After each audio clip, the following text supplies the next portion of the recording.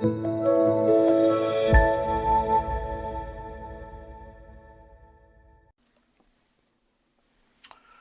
반갑습니다. 자, 우리 오늘 사회복지 정책론 문제풀이 세 번째 시간이죠. 자, 100번 봅니다. 우리나라 사회복지제도의 급여 자격 기준에 관한 설명으로 옳은 건, 자, 기초노령연금, 자, 기초연금이죠. 지금은 이제 법이 바뀌면서 기초연금이 됐습니다. 인구학적 기준과 자산조사를 모두 고려한다. 그렇죠. 인구학적 기준 봅니다. 뭐죠?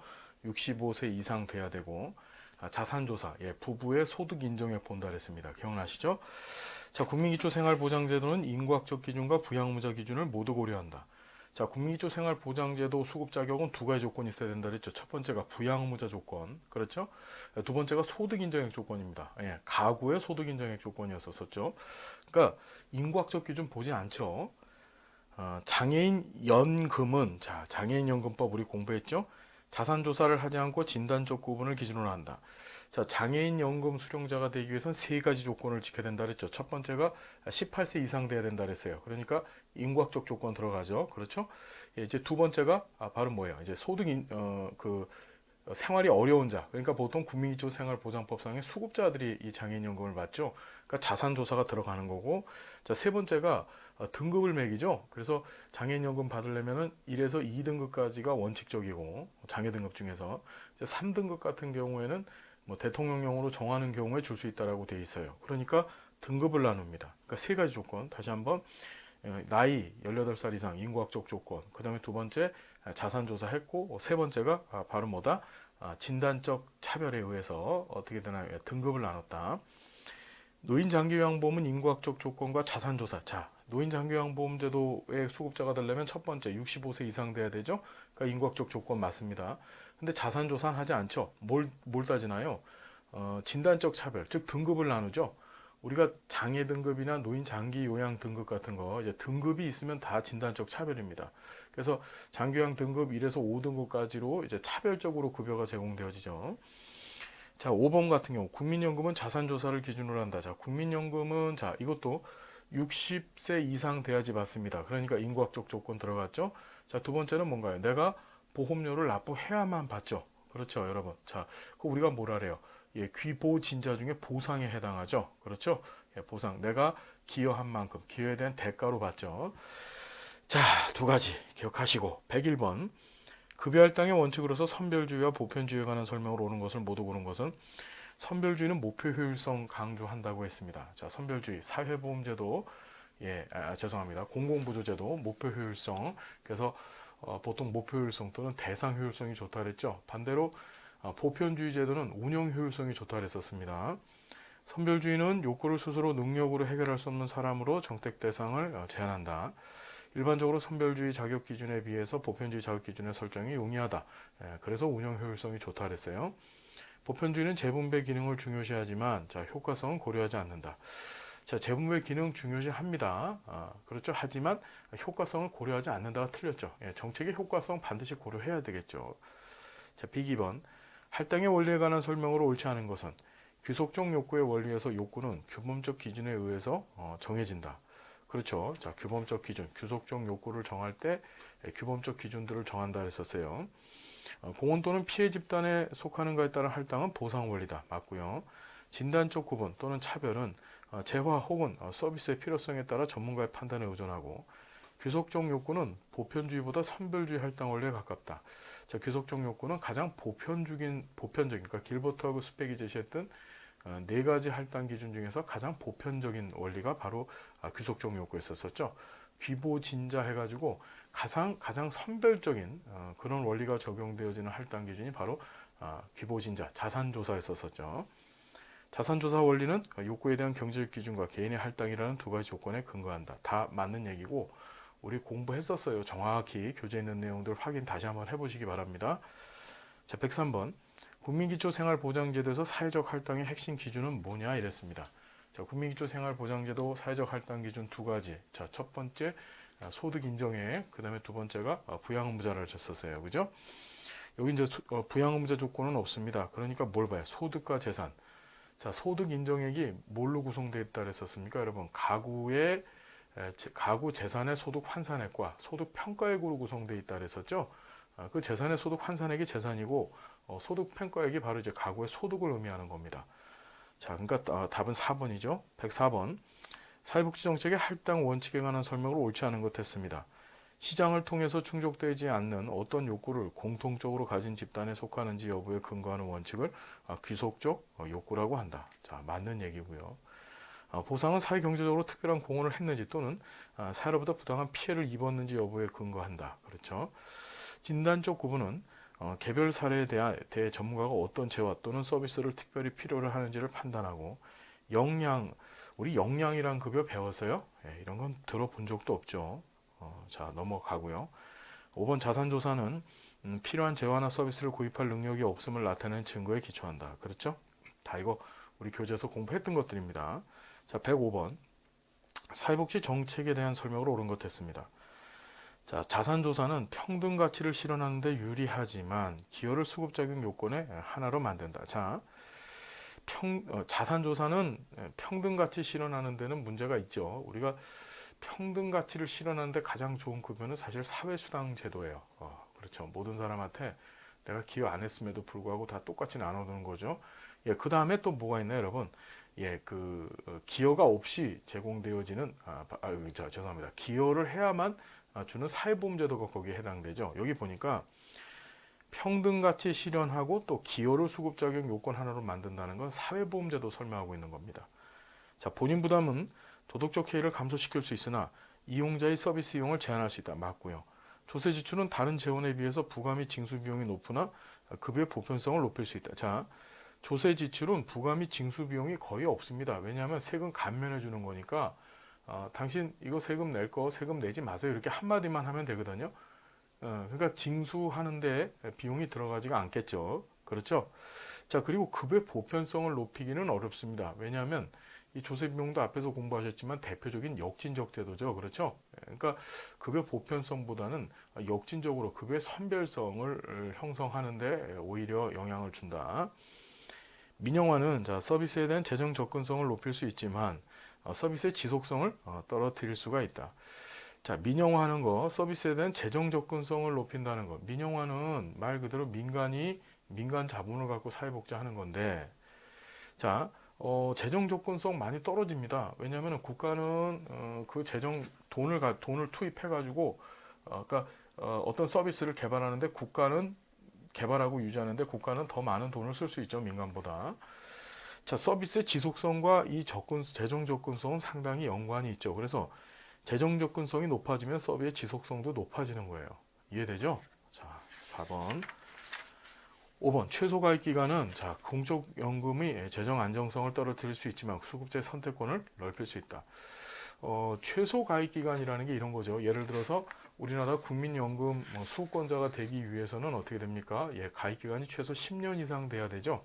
예, 그걸 의미하는 겁니다. 그러면 이건 공적연금의 재정 안정성을 높이죠. 그렇죠. 10년 이상 가입하니까 10년 동안 계속 적립을 해준단 말이에요. 최소한. 그렇죠. 그러니까 안정성에 기여하고 자, 수급자의 선택권은 어떻게 떨어지겠죠. 당연히 넓혀지는 게 아니라 떨어지겠죠. 왜? 아니, 나는 3년만 가입해도 연금 받고 싶어. 이게 아니고 무조건 10년 이상 가입해야 되고 또 완전 노령연금 받으려면 20년 가입해야 되는 거예요. 자, 그런 조건들 때문에 수급자의, 즉 소비자의 선택권은 떨어지더라. 정리됐고. 106번. 다음의 내용이 설명하는 급여 형태는 이랬습니다. 참여 민주주의와 민주적 거버넌스의 구성. 자, 거버먼트, 정부가 아니고 거버넌스입니다. 자, 이건 벌써 권력이죠, 이거는. 우리가 길버트하고 스펙이 얘기했던 급여의 종류 뭐가 있어요? 현물, 현금, 증서, 기회, 권력 이렇게 5가지가 있었었죠. 서비스 대상자나 급여 수급자의 참여를 보장한다. 재화나 자원을 통제하는 영향력을 재분배한다. 자, 107번. 사회복지 서비스 이용권, 즉 바우처에 관한 설명을 옳은 것 했습니다. 현금 급여와 달리 오남용 문제를 원천적으로 막을 수가 있다. 자, 오남용 문제를 원천적으로 막을 수는 없었어요. 뭐가 있냐면 우리 푸드 스탬프 기억하시겠지만 푸드 스탬프 기억하시죠? 그래서 미국에서 이제 우리나라도 이제 그걸 시행을 하죠. 식료품권을 줬어요. 근데 이걸 갖고서 그 상점 가게 상인들이랑 짭니다. 짜서 꺾기라는 걸 하죠. 스탬프에는 10만 원 찍혀 있는데 그걸 이제 나는 현찰로 9만 원만 주세요. 그럼 이제 상점 사장도 윈이고 그 다음에 그 푸드 스탬프를 팔아먹는 수급자도 어떻게 윈이 되는 거죠. 윈윈 전략이에요. 서로들 입장에서 본다면. 오남용을 원천적으로 막을 수는 없습니다. 예, 그렇죠. 다만 현금급여에 비해서 오남용을 막을 수 있다는 거죠. 현물급여보다 소비자의 선택권이 제한된다.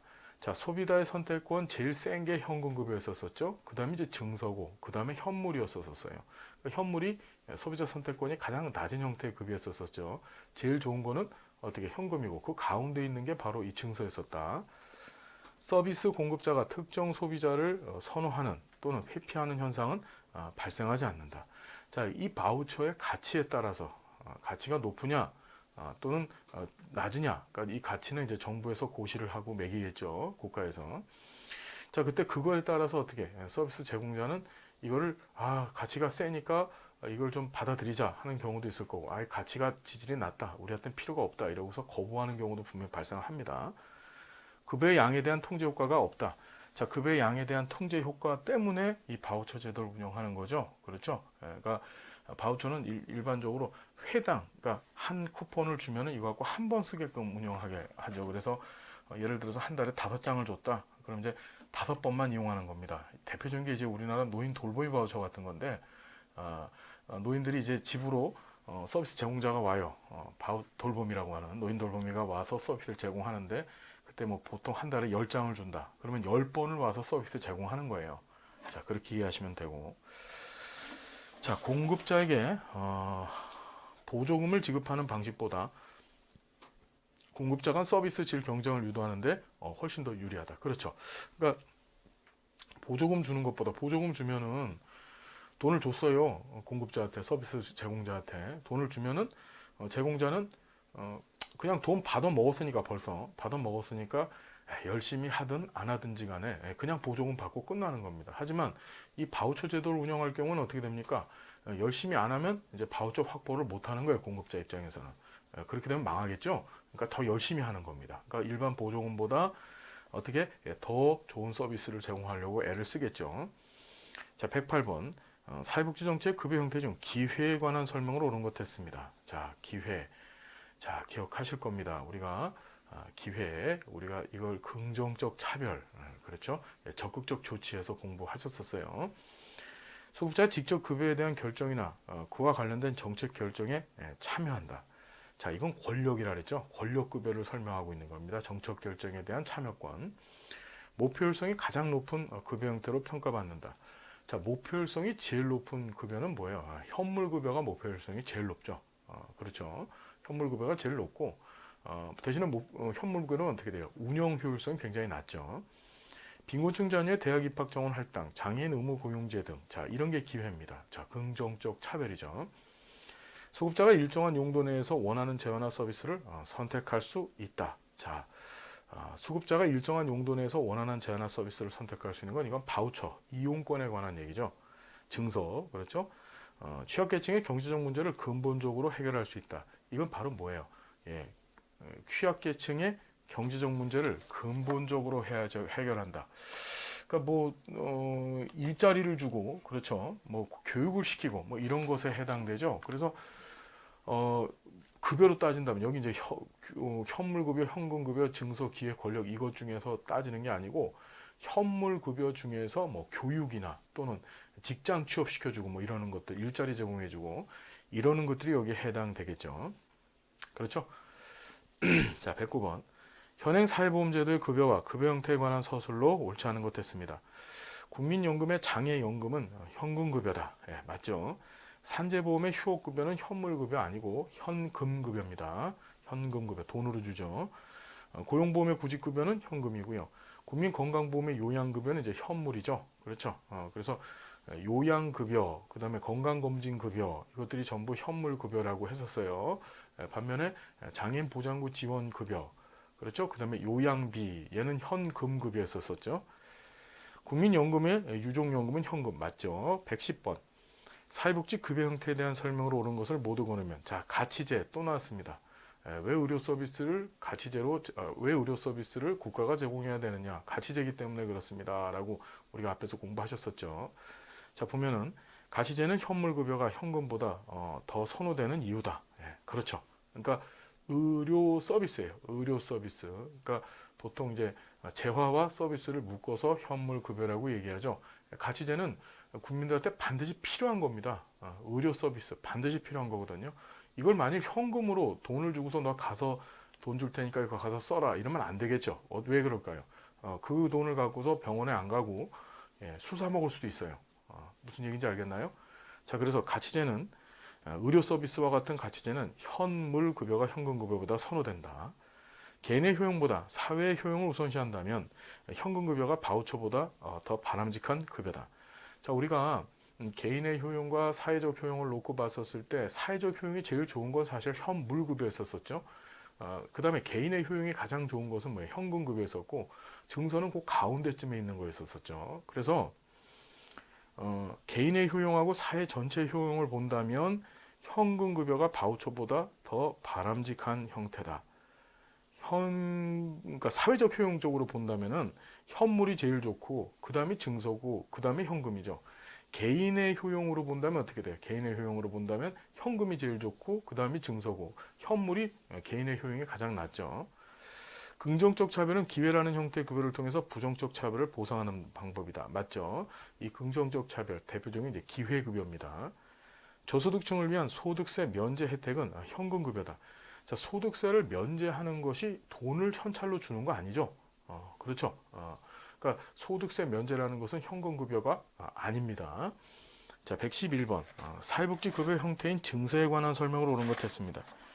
현물 급여에 비해서 오남용의 문제가 발생할 가능성이 낮다.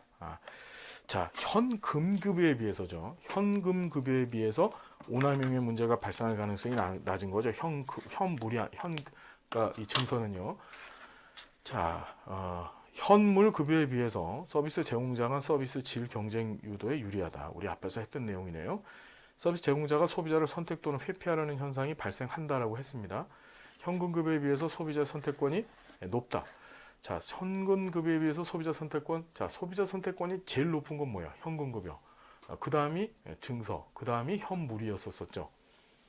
현물 급여에 비해서 관리 운영비가 많이 든다. 자, 관리 운영비가 많이 든다. 운영 효율성이 낮다라는 겁니다. 운영 효율성이 제일 좋은 건 현금 급여. 그 다음이 뭐야? 증서. 운영 효율성이 제일 낮은 게 바로 현물 급여죠. 자, 풀 수 있는 문제고요. 112번 사회복지 급여 형태에 관한 설명을 옳은 것 했습니다. 현금 급여는 선택권을 제한하는 단점이 있다. 자, 소비자 선택권을 극대화시키죠. 현금 급여는. 현물 급여는 대상 효율성이 높다. 자, 대상 효율성, 목표 효율성 높죠. 기억하실 거고. 현금 급여는 인간의 존엄성을 유지하는 데 취약하다. 인간의 존엄성을 떨어뜨려요. 그게 바로 뭐야? 이제 낙인화 현상 만드는 거죠. 그게 현물 급여죠. 현물 급여는 규모의 경제 효과에 취약하다. 자, 규모의 경제, 대량으로 국가가 매입을 하죠. 그래서 가격을 다운시킬 수 있다 그랬었어요. 그게 현물 급여죠. 그러니까 현물 급여는 규모의 경제 효과에 취약한 게 아니라 규모의 경제 효과에 유리한 거죠. 증서는 현금 급여에 비해서 소비자 선택권이 높은 반면 현물 급여에 비해서는 낮다. 자, 소비자 선택권 제일 높은 거 현금, 그 다음이 증서, 제일 낮은 게 현물. 정리됐죠? 자, 113번 현금 급여와 현물 급여의 장단점에 관한 선택을 옳지 않은 것은 현금 급여는 복지 상품이나 서비스의 선택권을 보장할 수 있다. 맞죠? 소비자 선택권. 현금 급여는 사회복지기관 관리 운영비의 절감과 행정적 편의를 가져다 줄 수 있다.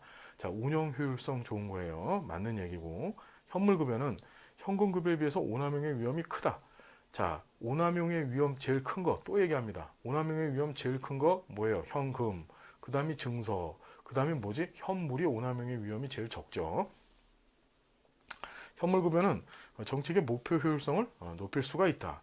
자, 목표 효율성 높은 것은 현물 옳지 않은 거 맞죠? 목표 효율성 높일 수 있죠. 그렇죠. 현물 급여는 목표 효율성은 좋지만 대신 운영 효율성이 낮다 그랬었어요. 현물 급여는 개인들의 복지 욕구와 괴리가 나타날 수가 있다. 그렇죠. 이게 소비자 선택권과 관련된 거죠.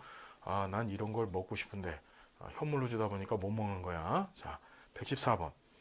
다음 상황에서 발생하는 전달책의 문제점은 몸이 아프고 차상위 계층인 한부모 가정의 어머니 갑이 취약전 아동을 보육소에 맡기고 지역 자활센터의 자활사업에 참여하려고 한다. 그러나 보육시설과 지역 자활센터가 갑이 거주하는 지역에서 멀리 떨어져 있고 건강보험료 체납으로 인해서 필요한 의료 서비스를 받지 못하고 있다. 자, 멀리 떨어져 있어. 지리적 접근성에 있어서 불리한 거고, 건강보험료 체납, 그렇죠. 그러니까 물리적 접근성에 있어서 또 지금 불리한 상황입니다. 이것은 접근성 문제입니다. 그렇죠. 그래서 비접근성. 그러니까 클라이언트가 해당 서비스를 또는 급여를 수령하는데 또는 받는 데 있어서 어떻게 그 접근성의 문제, 즉 비접근성에 관한 얘기죠. 115번. 사회복지 전달 체계에 관한 설명으로 옳은 것을 모두 고른 것은, 자, 경쟁은 사회복지관을 클라이언트 요구에 민감하게 만들 수 있다. 그렇죠. 그러니까 복지기관들끼리 경쟁을 하게 되면 더 질 좋은 서비스를 제공하기 위해서 노력하겠죠. 자, 사례관리는 클라이언트에게 맞는 재화와 서비스를 계획, 전달하는 방법의 하나다. 클라이언트의 적극 의견 개진을 장려하는 것은 사회복지기관의 비책임성을 줄일 수가 있다. 그렇죠. 자, 그러니까 이건 거꾸로 얘기하면 그러니까 다시 풀이해서 얘기하면 책임성을 증진시킬 수 있다고. 사회복지기관 간 협력 강화는 전달체계의 단편성을 줄일 수가 있다. 맞고요. 116번. 우리나라 사회복지 전달체계에 관한 설명으로 옳지 않은 것 됐습니다. 중앙정부는 사회통합이나 평등과 같은 정책 목표를 달성하는 데 유리하다. 중앙정부는 지방정부에 비해서 다양한 요구에 부합하는 사회복지 서비스 제공에 유리하다. 자, 다양한 요구에 부합한다. 효율적으로 운영할 수 있다. 그렇죠? 서비스를 다양하게 제공할 수 있다. 그것은 민간 쪽, 그렇죠? 민간 쪽에 더 부합되는 거죠. 우리가 중앙정부, 지방정부, 민간이 있었을 때 이런 효율성이나 또는 다양한 서비스를 제공하는 것은 민간 쪽이 제일 좋다 그랬었죠. 제일 나쁜 게 중앙정부라 그랬었어요. 비영리 사회복지관은 공공부문과 연계해서 서비스를 제공하기도 한다. 그렇죠. 영리기관은 이윤을 목적으로 하며 효율성을 추구하고, 최근 서비스 생산 및 전달에 있어서 지방정부와 민간의 역할이 증대되고 있죠. 이건 뭐 당연한 상식적 얘기들입니다. 117번. 현재 우리나라 사회복지 전달 체계에 관한 설명으로 옳은 것을 모두 고른 것 했습니다. 사회보험의 관리 감독은 중앙집권적입니다. 그렇죠. 다 통합 방식을 취하고 있기 때문에 이제 각 정부 부서가 담당을 하고 있고, 그렇죠. 각 부 장관들이 어떻게 해당 부분에 대한 관장자로서의 역할을 하고 있죠. 지자체는 사회복지시설 위탁, 지도, 감독의 주체가 될 수 있다. 분권화 이후 지자체 역할이 과거에 비해서 확대되고 있고, 그죠? 사회보장 정보 시스템에서는 보건복지부 외에 타 부서 복지사업도 이 안에 포함되어 있다. 아세요, 여러분 이거? 그 행정안전부 사업, 행정안전부에 소방방재청 이런 거 있죠? 소방안전청인가요? 예, 그런 사업들도 이 안에 들어가면 다 볼 수 있어요. 중앙정부와 지방정부 간의 복지재정 이전 체계에 있어서 지방정부의 재량권이 작은 것에서 큰 순으로 나열한 거, 이거 기억하실 겁니다. 범주적 보조금, 딴 말로 항목별 보조금, 그 다음에 포괄 보조금, 다른 말로 이제 기능별 보조금, 그 다음에 가장 지방정부의 재량권이 좋은 게 바로 일반 교부세죠. 자, 이거 중앙정부가 지방정부한테 주는 게 보조금이라고 하면서 우리 다 공부했었습니다. 꼭 기억하세요. 범적 보조금을 다른 말로 항목별 보조금이라고 하는 거죠. 포괄 보조금을 다른 말로 기능별 보조금이라고 하는 겁니다. 자, 119번. 소득 재분배 유형과 사회복지제도가 바르게 연결되지 않은 것 했어요. 자, 수직적 재분배. 자, 돈 많은 사람이 돈 없는 사람, 가난한 사람한테 드랍 다운 시켜주는 게 수직적 재분배였었죠. 공공부조제도 맞고요. 공적 재분배. 자, 그러니까 공적 예산을 가지고서 재분배를 하는 겁니다. 국가가.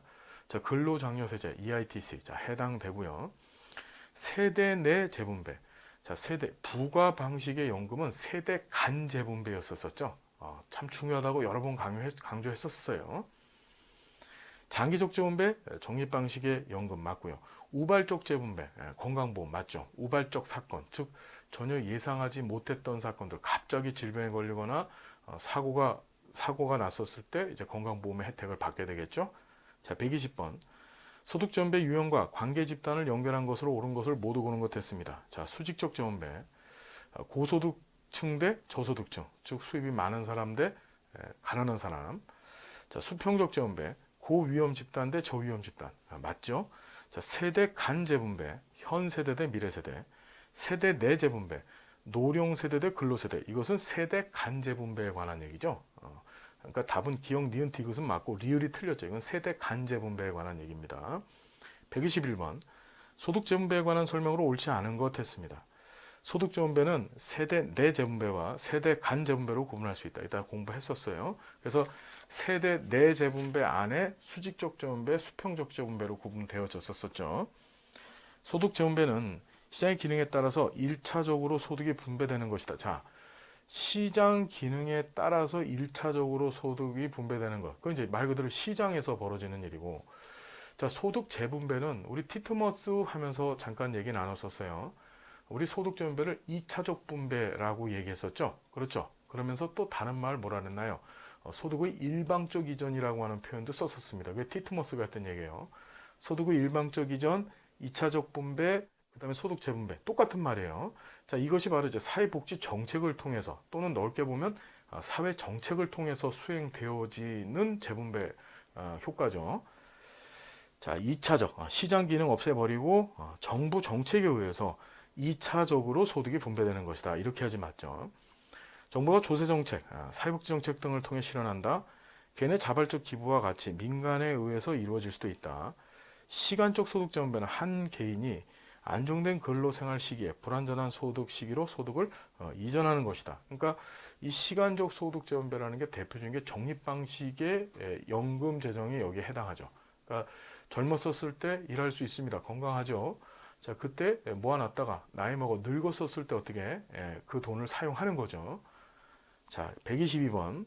이것도 나와서 또 깜짝 놀랐는데, 자, 97년 외환위기 이후에 한국 사회복지제도 변화에 해당하지 않는 것은, 우리나라 97년에 IMF 사태 겪죠. 그러면서 많은 변화가 있었어요. 그 외환위기 김영삼 정부 때 이제 시발이 돼서 시작이 됐죠. 김영삼 정부 말기 때. 그러고 나서 이제 김대중 정부, 아주 당시로서는 최고의 이제 진보 정권이 이제 정부를 이제 수립을 했습니다. 김대중 정부 때 이런 제도들이 싹 만들어져요. 뭐냐면 국민기초생활보장법이 제정된 건 1999년에 제정됐죠. 며칠 날이에요, 여러분? 1999년 9월 7일 날 제정됐죠. 그래서 이 9월 7일을 기념하기 위해서 사회복지사업법상의 사회복지의 날을 9월 7일로 정했다는 것도 기억하시죠? 기억하실 겁니다. 자, 그래서 99년 제정됐다. 노인 장기 요양 보험제도가 시행된 거는 2008년 7월부터 시행됐죠. 7월 1일부터. 자, 국민건강보험법이 제정된 거는 1999년입니다. 1999년에 국민건강보험법 제정됐고, 기초노령연금제도 시행된 건 2008년 1월부터 시행됐죠. 2008년 1월. 자, 고용보험법이 제정된 건 언제요? 1993년에 제정되죠. 그러니까 우리 기억하실 거예요. 우리나라의 사회보험 제일 먼저 도입된 게 산재보험, 그렇죠? 그 다음에 의료보험, 국민연금, 그 다음에 고용보험인데, 고용보험 93년에 어떻게 제정되었습니다. 자, 기억하십시오. 그럼 몇 번이야? 4번이 되겠죠. 자, 123번. 현행 우리나라 사회보장기본법에서 정의하는 사회보장의 영역으로 오른 것은, 자, 이게 사회보장기본법 제3조에 있는 내용이죠. 거기 보면 어떻게 되어 있어요? 사회보험 공공부조 사회 서비스로 되어 있죠. 여기 2번에 보면 사회보험 공공부조 사회복지 서비스 관련 복지제도 되어 있는데, 요거는 2012년도에 사회보장기본법이 개정되기 전에, 2012년도에 사회보장기본법이 개정됐습니다. 그 개정되기 전에 바로 사회보장의 영역이 4개입니다. 자, 1번, 2번 잘 비교해 두시고, 124번. 사회보장기본법에 명시된 사회보장제도 운영의 원칙이 아닌 것은, 우리 사회보장 운영의 원칙 제25조, 사회보장기본법 25조에서 우리 대단히 중요합니다라고 해서 계속 봤었어요. 형평성, 보편성, 효율성, 전문성, 그렇죠? 다 기억하실 겁니다. 뭐 민주성도 있고 그랬었죠. 자, 시험에 꼭 나온다는 거 기억해 두시고, 125번. 사회보장기본법상의 사회보장에 관한 설명을 옳지 않은 것 했습니다. 사회보장이란 사회보험 공공부조 사회서비스 말한다. 국가지자체는 사회보장에 관한 책임과 역할을 합리적으로 분담하게 돼 있고, 사회보장 증진을 위해서 보건복지부 장관이 5년마다 사회보장 기본계획을 수립한다. 맞죠? 복지부 장관이 5년마다 수립하는 겁니다. 지자체장은 사회보장 제도를 신설하거나 변경할 경우 복지부 장관과 협의해야 되며, 협의가 이루어지지 않은 경우 국무총리 산하에, 즉 국무총리가 위원장으로 있는 이 사회보장위원회가 그걸 조정하게 돼 있죠. 그래서 뭐가 있었냐면은 저기 성남시에서 청년수당 준다 그랬어요. 기억나세요, 여러분? 그런 사건이 있었죠. 이게 보건복지부에서는 깜짝 놀랍니다. 아이고, 저 성남시 돈이 많아갖고 별짓거리를 다 하는구나. 주지 못하게 했었어요. 그죠? 그런데 성남시가 어떻게 이제 이 사회부장위원회, 국무총리 산하의 사회부장위원회 가고 따졌죠. 왜 못 주게 하냐고. 그래서 이제 주고 있죠, 지금. 알고 계세요, 그거? 자, 그런 거예요. 그래서 복지부 장관과 협의해야 되고, 협의가 안 되면 어떻게? 국무총리 산하의 사회부장위원회가 조정하게 돼 있다는 거. 공공부조는 국가의 책임으로 시행하는 게 아니고 국가와 지자체의 책임으로 시행하게 돼 있죠. 이것도 사회부장기본법 25조에 나와 있는 얘기죠. 사회서비스는 국가 지자체의 책임으로 시행하는 것을 원칙으로 한다. 자, 공공부조는 국가와 지자체가 합니다. 자, 126번. 우리나라 사회서비스의 확대에 따른 정책 변화를 분석한 내용으로 옳은 것을 모두 고른 것 했습니다. 자, 우리나라 변화를 보는 건데 보편주의에서 선별주의로. 지금 여러분 선별주의에서 보편주의화 돼가고 있죠. 복지국가로 갈수록 우리 로마니신 공부하셨죠. 복지국가로 갈수록 어떻게 돼요? 과거 선별주의였던 것이 이제 보편주의화 돼가는 게 맞습니다. 자, 서비스 성격 제한된 서비스에서 다양한 서비스로. 요건 맞네요, 그죠? 서비스 전달 체계 공사 혼합에서 공공기관 중심으로. 과거 공공기관 중심이었지만 지금은 공사 즉 민관이 합동하여서 서비스를 제공하죠. 재정 지원 방식 서비스 제공자 지원에서 서비스 수요자 지원으로, 즉 수요자 중심 쪽으로 바뀌어지고 있다는 거. 그러니까 답은 니은하고 리을만 되겠네요. 127번 사회복지 정책과 경제 정책의 관계에 관한 설명으로 옳은 것 모두 고른 것은. 자, 경제 정책은 사회복지 정책에 영향을 주죠. 당연한 얘기입니다. 사회복지 정책은 경제에 또 영향을 줍니다. 그렇죠. 그래서 상호 영향을 주고받는 관계죠. 경제정책과 사회복지정책은 서로 상생적인 역할을 할 수 있다. 가장 대표적인 것이 이제 사회복지정책이 자동안전장치로서의 역할을 한다는 것도 우리 공부하셨었죠. 자본주의 경제체제 유지를 위해서 사회복지정책이 필요하다고 설명하기도 한다. 기억하실 거예요. 사회복지정책, 복지국가는 반드시 자본주의, 즉 자유주의 경제체제 하에서만 사용하는 용어입니다.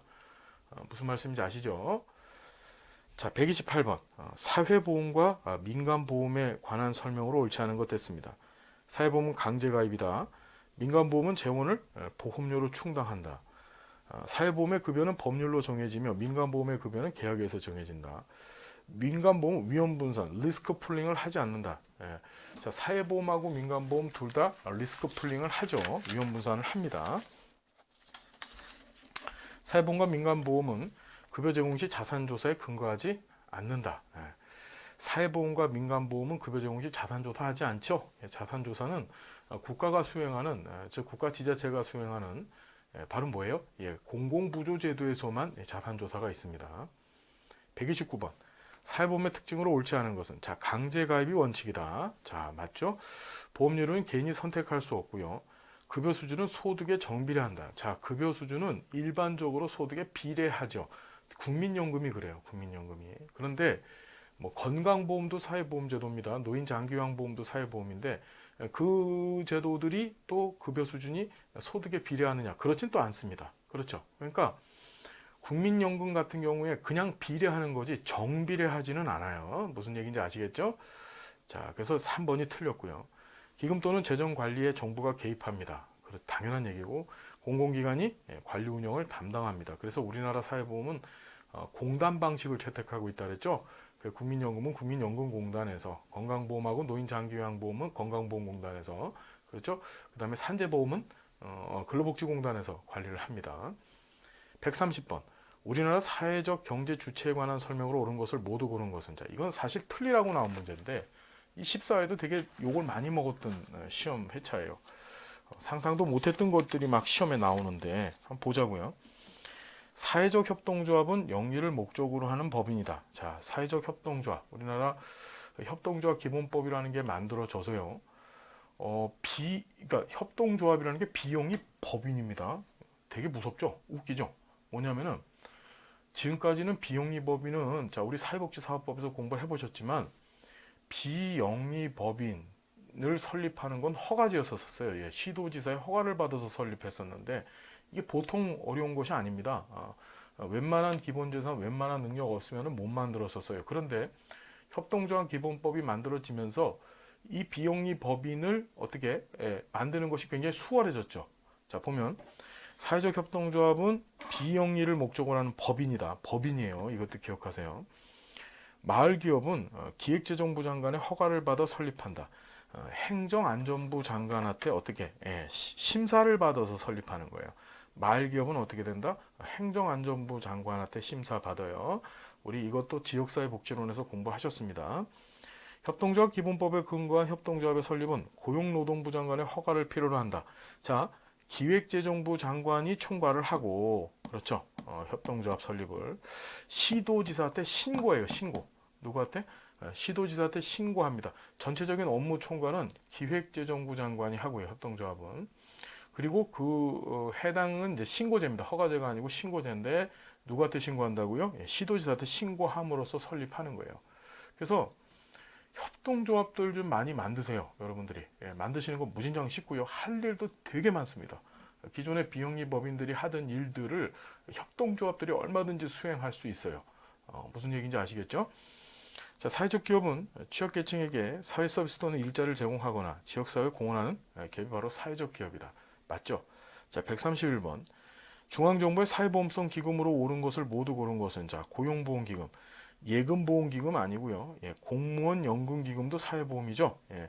자, 중요한 거. 국민건강보험기금이라는 게 있다 그랬어요? 없다 그랬습니다. 우리가 배운 4가지 사회보험, 5가지 사회보험이 있죠. 5가지 사회보험 중에서 국민연금, 건강보험, 산재보험, 고용보험 다 기금이에요. 그래서 이 기금 관리 운용에 대해서는 국가재정법이라고 하는 법의 타치를 받는다 그랬었죠. 그렇죠. 그런데 이 건강보험은 지금 적립금이 20조 원이나 되거든요. 쌓여져 있는 돈이. 그럼에도 불구하고 기금이 아닙니다. 기금이 아니에요. 뭔 말인지 알겠어요? 이게 쉽게 얘기하면 복지부 장관이 쉽게 쓸 수 있는 돈이라는 뜻도 되죠. 국가재정법에 타치를 받지 않는 게 건강보험이다. 그 건강보험은 기금이 아니다. 기억해 두시고. 132번. 사회안전망에 관한 설명을 옳지 않은 것은 2차적 사회안전망은 빈곤계층의 기본적 욕구를 충족시켜주기 위한 목적으로 운영된다. 맞죠? 1차적 사회안전망과 2차적 사회안전망은 각각의 목표에 따라 엄격하게 구분되는 것이 아니라 혼용돼서 사용되어지죠. 1차적 사회안전망은 이게 바로 내 노력이에요. 1차적 사회안전망에 정확한 정의가 나와 있는데 개인의 노력과 능력으로 확보하게 되는 안전망이다. 즉 내가 열심히 일해서 돈을 많이 벌었다. 그럼 1차적 사회안전망이 확보가 된 거예요. 2차적 사회안전망은 이제 국가에 의해서 수행되어 주는 거죠. 2차적 사회안전망은 주로 공공부조제도로 구성되어 있고 맞죠? 1차적 사회안전망은 주로 어떻게? 사회보험제도입니다. 내가 돈 열심히 벌어서 그걸 갖고 어떻게 하는 거죠? 내 보험료 내는 거예요. 그래서 사회보험제도로 1차적 사회안전망이 구성되어 있다는 걸 기억해 두십시오. 자, 공적연금제도 개요부터 우리 다음 시간에 계속 진행을 좀 하겠습니다. 할만하시죠, 여러분? 함께해서 고맙습니다. 다음 시간 또 행복한 모습 만나 뵐게요. 감사드립니다.